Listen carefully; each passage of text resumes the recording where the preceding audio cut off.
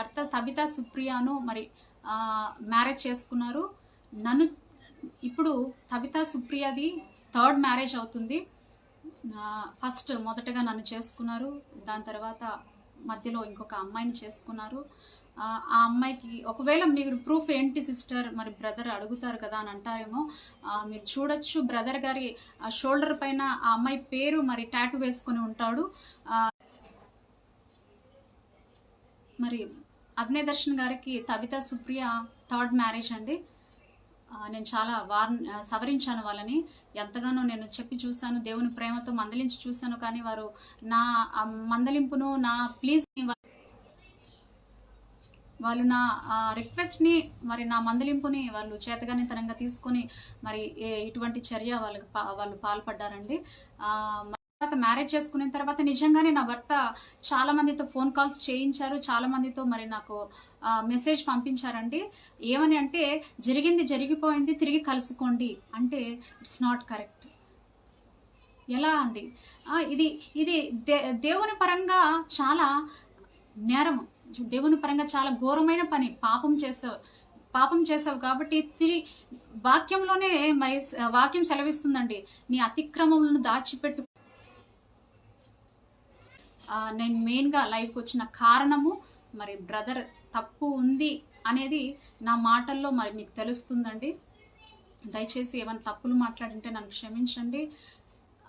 నేను మరి అమ్మాయి పేరు తీసుకోదలుచుకోలేదు.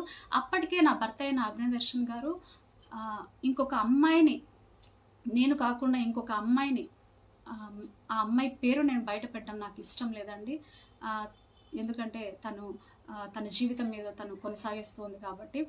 ఆ అమ్మాయిని మ్యారేజ్ చేసుకుని నా దగ్గరకు వచ్చి నన్ను చాలా బలవంత పెట్టారు.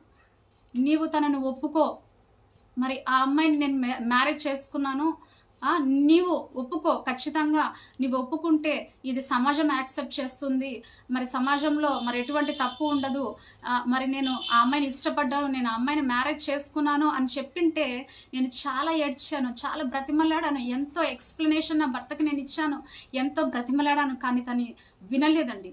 వినకుండా తను ఏం చేశారంటే, నన్ను బిడ్డల్ని వదిలేసి పోయిన సంవత్సరం మేలోనే తను మమ్మల్ని వదిలిపెట్టేసి వెళ్ళిపోయారు. ఆ అమ్మాయి కోసం వెళ్ళిపోయినప్పుడు నేను అప్పుడు పోలీస్ స్టేషన్లో కంప్లైంట్ ఇచ్చానండి. ఎందుకంటే ఇది చట్టరీత్యా నేరం, దేవుని పరంగా కూడా కరెక్ట్ కాదు. నేను నా భర్త కావాలని ఒప్పుకోవచ్చు, నువ్వు పెట్టిన మరి యాక్సెప్టెన్స్, నువ్వు పెట్టిన ఇష్యూని నేను యాక్సెప్ట్ చేసి ఉండొచ్చు, కానీ నేను మరి నా దేవాది దేవునికి నేను జవాబు చెప్పుకోవాలి. నేను మరి నీ కోసం నీ మీద ప్రేమ ఉండి ఒప్పుకుంటే మరి నేను తీర్పులోనికి వస్తాను కదా. అటువంటి పాపాన్ని నేను చేయకూడదు. ఒక సేవకులుగా నీవు కానీ నేను కానీ ఇటువంటి పాపాలకు మనం చోటు ఇవ్వకూడదు. మన జీవితంలో ఇటువంటి అనర్థాలు అపార్థాలు జరగకూడదు. మనం ఒకరికి చెప్పేవారిమే తప్ప ఒకరితో చెప్పించుకునే స్థాయి మనకు ఉండకూడదు.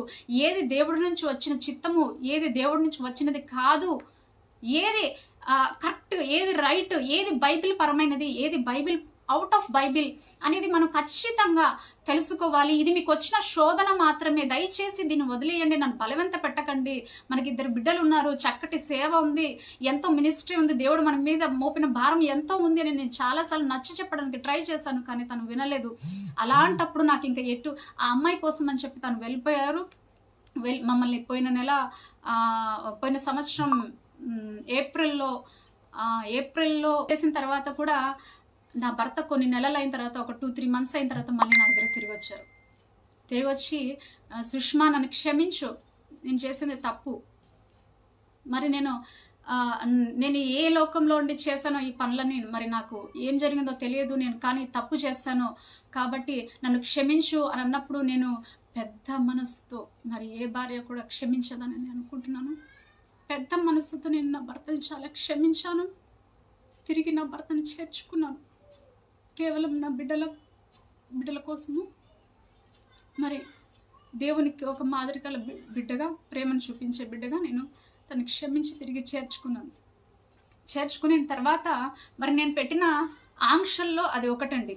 తను తిరిగి వచ్చిన తర్వాత మళ్ళీ అంటే నేను నా భర్తతో చాలా చక్కగా చెప్పాను, మరి తిరిగి వచ్చేటప్పుడు అంటే మీరు ఇటువంటి వీక్నెసెస్తో ఉన్నారు కాబట్టి, మీకు ఇటువంటి బలహీనతలు ఉన్నాయి కాబట్టి నేను మొదటిగా మిమ్మల్ని చూస్తూ వస్తున్నాను. మీకు ఇటువంటి ఈ పాయింట్ దగ్గర మీరు చాలా బలహీన పడిపోతున్నారు అమ్మాయిలు అనే పాయింట్ దగ్గర.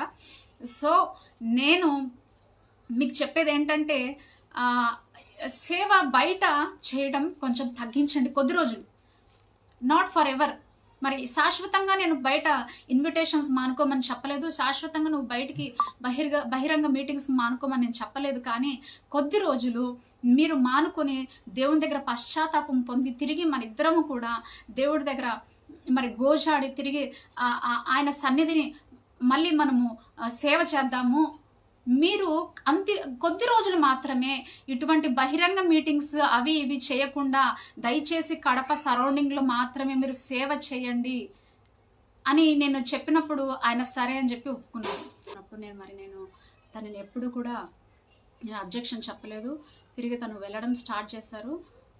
స్టార్ట్ చేసిన తర్వాత మరి మాకు మళ్ళీ క్లాష్ వచ్చిందంటే, తిరిగి ఎప్పుడైతే మరి సేవకు వెళ్ళడం ప్రారంభించారో తిరిగి మళ్ళీ తనకు వాట్సాప్ చాట్స్ అమ్మాయిల దగ్గర నుంచి మరి ఎక్కువగా వాట్సాప్ చాట్స్ నేను చూశానండి.